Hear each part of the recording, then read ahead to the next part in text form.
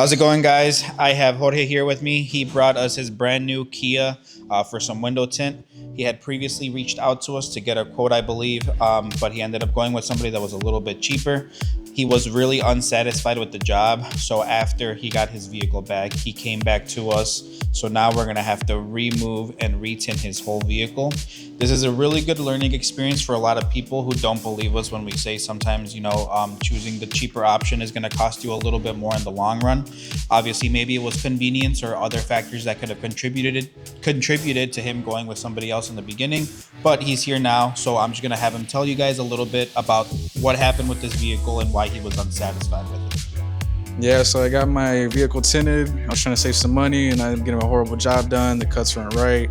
I was completely unsatisfied. I mean, the job overall wasn't good. Then I came back over here. You pay for what you get at the end of the day. Yeah, for sure. So basically, the little windows I can see right through when I'm driving. I got limo and I can't really, I want limo for privacy. People can see me through my windows. I didn't like that. The cuts right here are all pretty bad. Over here in the back, the creasing on the tint. I waited the time you're supposed to, and this still got bubbles in the bottom. And then the same thing all around the car is just not good. I wasn't happy with the customer service either that they provided here at Xtreme. It was, excellent customer service. They understood the situation. They worked with me. I really appreciated them for that. I'll definitely be coming back with my more cars. Again, guys, I really want to highlight the importance of doing a little bit of research or spending the extra money if you have it to getting a quality job done the first time. He informed us that he paid $400 for this tint job. We were priced at $499, so to save about $100, this is the type of work that he got.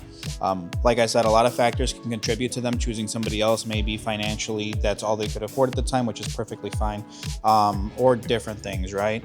So now, instead of him paying $499 one time and getting it done right the first time, he paid $400 the first time, and now he's paying over $650 for us to remove and retint this vehicle. So all in all, he's over at $1,000 when he could have been right at $500 and gotten it done right the first time. If you guys want to come over here, I can show you guys sometimes when you go with this 5%, some of the imperfections can blend in because of the reflection. But with this squeegee, I can show you realistically how big these gaps are on the side.